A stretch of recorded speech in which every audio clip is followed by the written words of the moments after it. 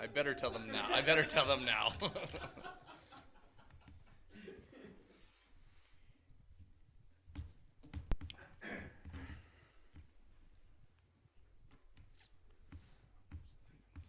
get our name a lot written today. We'll take turns. We'll see who can do it faster. First to it. Hit you in the arm. You'll quietly slow down a little bit. Just leave it like that. Yeah. I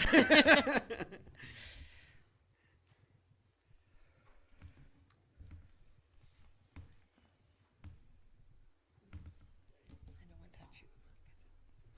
It's squeaky.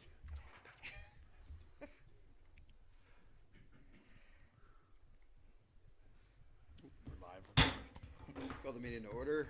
I would acknowledge that the Similkameen Valley in which we learn, work, and organize is the ancestral, traditional, and unceded territory of the Similkameen people and home of the Upper Similkameen Indian Band. We did make one small amendment to the agenda, which is 6.3, appointment of a bylaw officer. So with that, can I get a motion to accept the agenda? I'll make that motion, Thank Mr. you, Mayor. Councillor Gould. Second, Second, Mr. Mayor. Councillor Willis. Any other things? All in favor? Carried, thank you. And just so everybody knows, Councillor Elliott and Councillor McLean won't be making it today.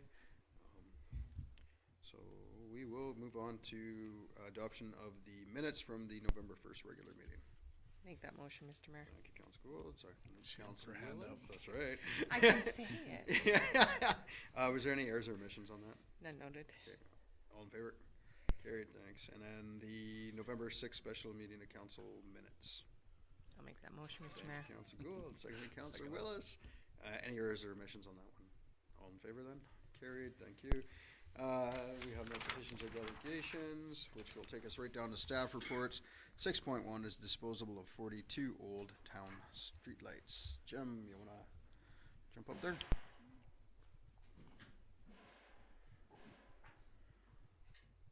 Thank you, Mr. Mayor. Good afternoon, everyone. As most of you know, we have now reached the end of our, some lamps were not savable. We had to destroy during removal. So basically it nets us with 42 old lamp poles and light assemblies. And I'm looking for sort of our position on our next steps for either Was rusted or whatever that we have to do major repairs to if we want to keep? Yeah, that's correct, Mr. Mayor. We had some that were beyond economical repair, or we didn't think there was a sort of a future to them, and some of the lamps we had to destroy with the awnings. So we had to cut them in two pieces for removal. So and basically it netted us with scrap metal. The heads were savable, but the bases were not. I was part of the sort of rehabilitation back in 2014, 2015, and even at the time, the condition of the lamps were, sort of 50-50 whether we were going to save them then or not. So the council at the time made it a decision to sort of rebuild them, and that's when I was part of the process. I did rebuild 32 lamps back at that time. We never did anything down the Vermilion corridor, so the conditions of those at the time were unknown. We did do a relamp project for that, but we left the old lamps in place, the old lamp standards, or poles, if you will. So here we are at a crossroads right now. I have a surplus supply of 42 complete assemblies that need to either go to auction or scrap or find out what our next steps are. What do you think they're worth in an auction? Well, at the very least, I was looking for a reserve of at least $100 per lamp for scrap metal. The unfortunate part about it is some of the lamps themselves there's nothing left to rebuild, so a lot of the lamps will be scrapped. The other thing too was there was a lot of toxic metals in them, the old ballast, the old lamps and stuff like that. At the time in 2015, 14, 15, when I did the lamp project, our landfill would not take them. The owners of I guess would be the Bug Nut or whatever it was called, or the hut, they were really reluctant to take us them, put them up for auction. Yeah, I think what we can do is do a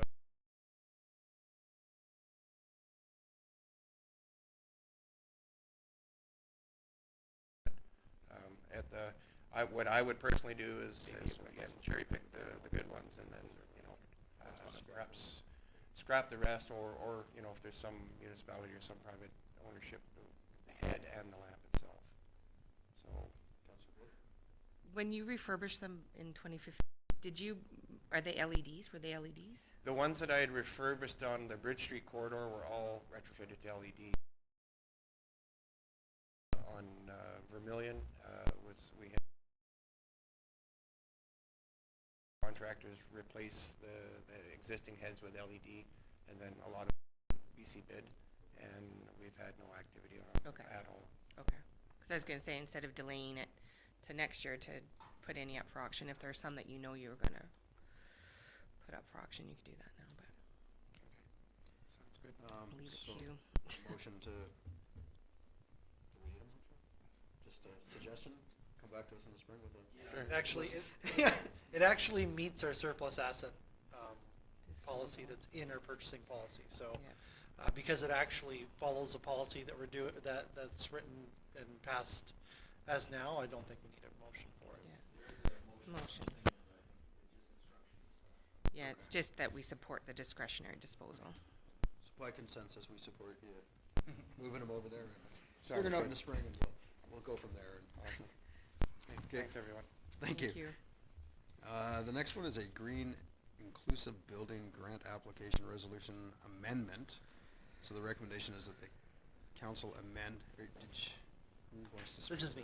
That's you, Yeah, okay. this is me. So the resolution is that council amend the resolution number 2021-191 resolution from the regular meeting of council held on October 18, 2021 to add the following point, and that council authorize the mayor and chief administrative officer to sign any agreement on behalf of council in this matter. So James?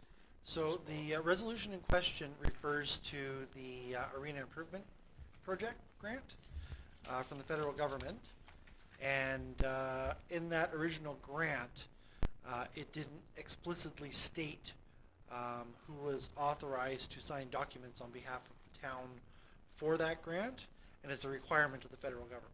So literally, we cannot move forward on the grant, which has already been approved and the money's been spent, until that clause is put into the resolution. So We missed it it's in a the simply, resolution. it's simply an oversight, and this corrects that oversight, so we can move forward with processing the grant. Oh, jeepers. So, motion? I'd make that motion, Mr. Mayor. Thank you. Second out. Thank you. You guys are gonna have to switch it up eventually. No, we'll just keep it simple. All in favor? Thanks, guys. That's approved. There you go. We'll approve those right away, and Yeah, please do. 6.3 is appointment of a bylaw officer. Ed, jump up. Tell us about your new guy. Thank you, Mayor Coyne.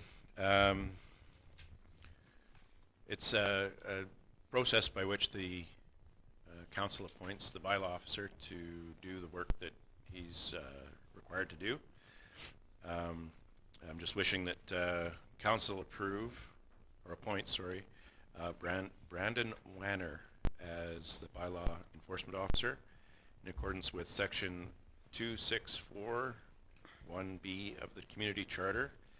Allows him to investigate and enforce all municipal laws for the term of his employment as a bylaw enforcement officer within the town of Princeton. In the spring and during last year's budget, the council approved an additional half-time position, which Brandon will be fulfilling, and in association to the work I already do, he and I will work together on the bylaw portfolio.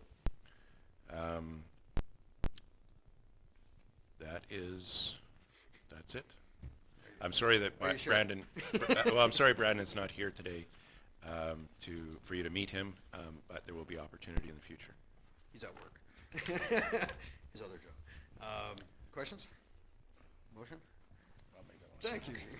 Councillor Willett, second? I will second. Councillor Gould. All in favor? Carried. There you go. Thank you. Deputize him. Get a badge. I bought them all plastic badges once. Council reports. Councillor Willis.